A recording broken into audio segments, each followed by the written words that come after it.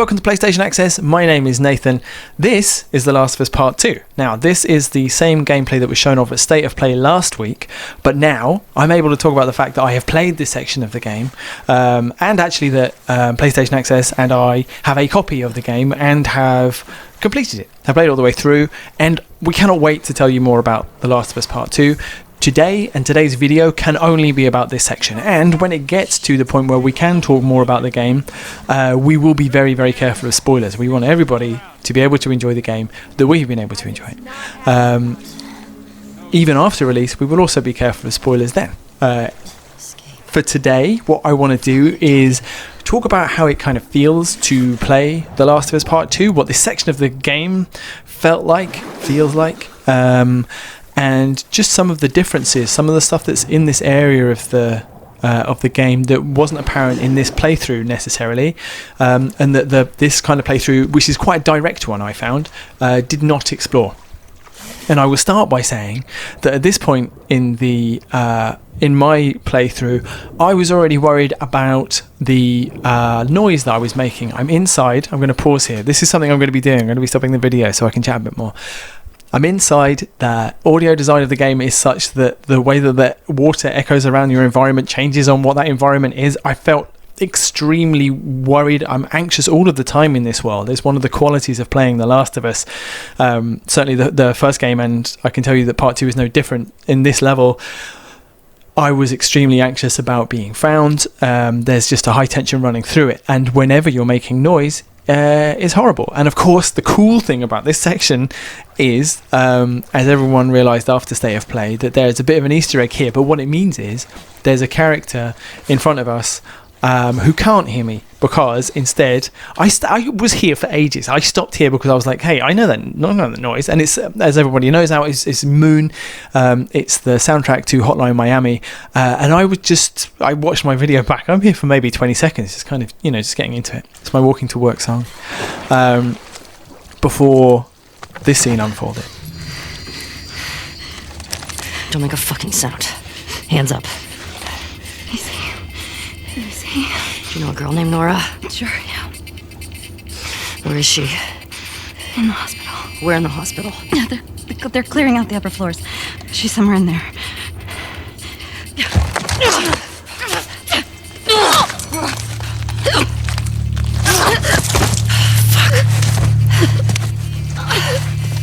That was dumb. Okay, I'm going to stop there on this screen. So that was really a very, very good example of what The Last of Us does well. Violence as unglamorous, slightly haphazard. It kind of happens. It's dumb, exactly as Ellie says.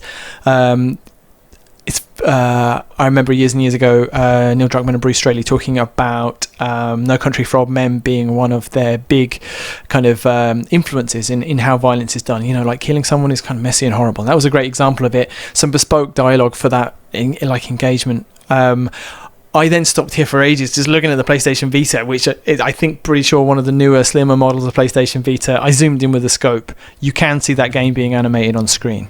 Important to confirm that too. I did tons of resource gathering, and there is a room behind us that Ellie does not explore in this playthrough. There's a little thing on that crate over there. It's kind of driving me nuts that they're not going to get it, because this is what I did on my playthrough, consciously thinking about, fine, I might have the stuff that I need for this mission. I might be well stocked up, but what about the next mission? You got to be constantly doing both, using stuff, but also gathering stuff for your next mission. When I got here, I realised that you can feel that you're getting drawn into an encounter, but like a kind of a set piece. There's going to be some patrols, some routes around.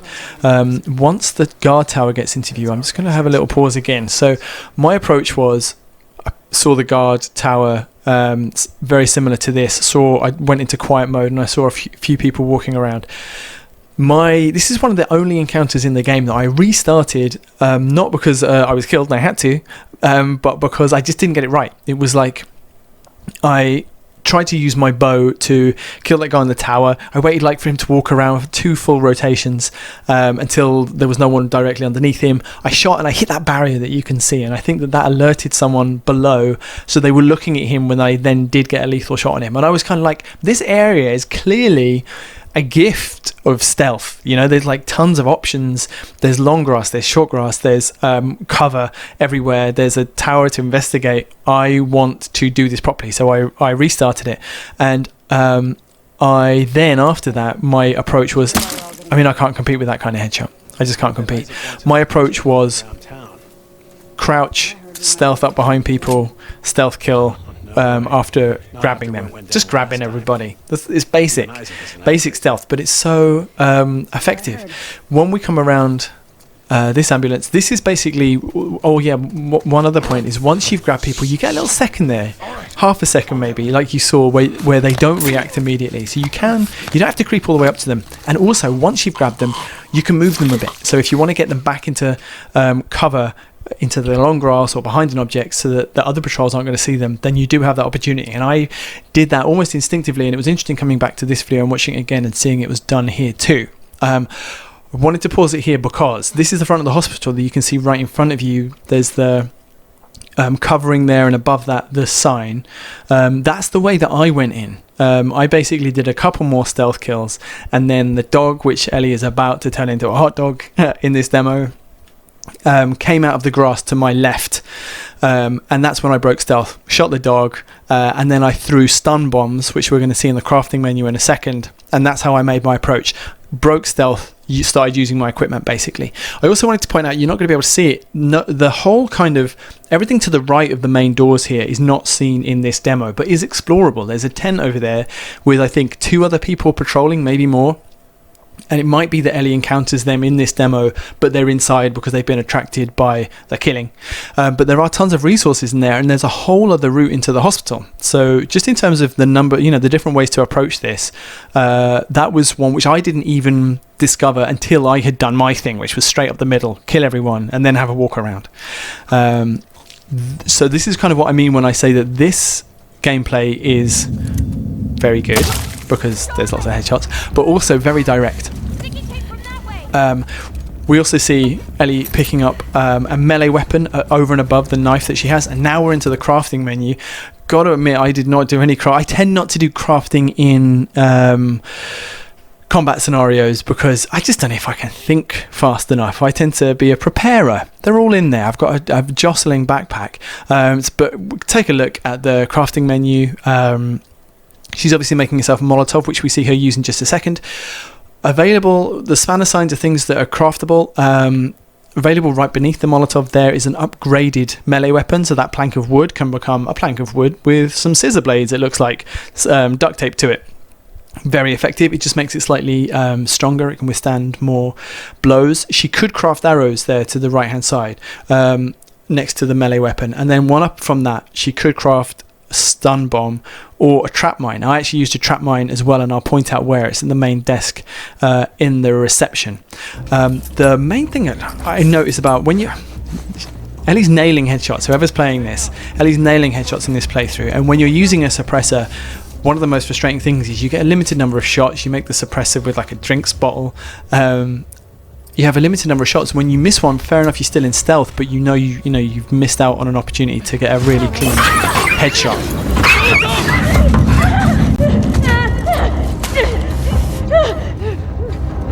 I was trying, Molotov is a good option for dog and a handler.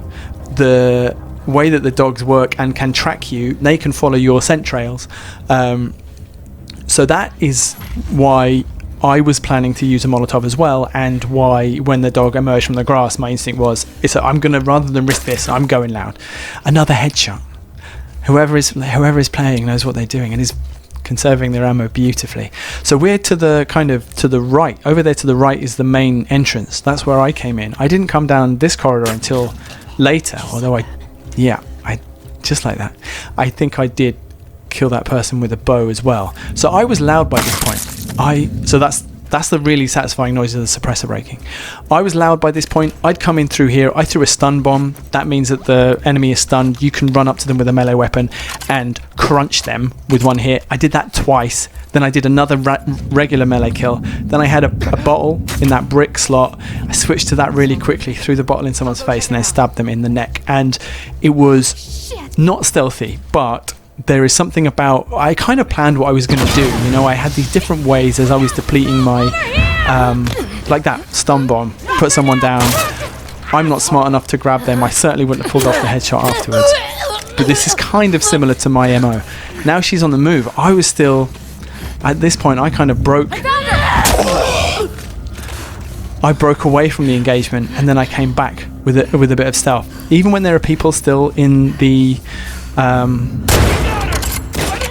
headshot. Even when there are people still in the level like that, you can try and progress to the next area. Obviously, then your action can be interrupted, and that can be very dangerous. I feel like whoever's playing is very good and knows that if you get the head in the kind of bottom half of the circle there, the reticule, you're going to be good for headshots. And actually, I've been back to the game since I watched this demo, and it seemed pretty effective. Didn't actually help me to get better at aiming, but at least I had something that I was aiming for. So yeah, sorry, I just wanted to make the point about my entrance. It was loud, it was pretty messy, but it still felt like a kind of an action sequence that was happening spontaneously. It felt really, really fantastic. I cannot move this quickly through any section of this game. I'd be creeping, I'd be listening, I would be looking for resources, little story tidbits here and there, collectible bits. Having just had Hotline Miami, the fact that this song came up was just a moment. I love it as well that, I don't know, when you attach little bits of culture to characters that you don't really know anything about or care anything about, Isaac talks to us about this. it can really give them a kind of a depth. Nora, You know, whoever is down there listening to I'm not Ice going Cube, down for her, man. I feel more for that character than I would have done. So the only thing that I did differently here, we're really approaching the end of the demo now, the only thing I did differently here was that kind of old Dark Souls thing. If I drop down in this corridor, I'm facing a particular way, so I'm going to go back the other way, and I'm going to pick up a bunch of stuff, and there is a shelf there with, you can actually see it flashing, I think, there, with a bunch of stuff on it. Also pains me, Ellie, get the tape. You got to get the tape. Ellie, get the tape. That tape's good. You can make things with the tape, but it's gone. And then we're into the final cutscene. Don't scream. Put that shit down.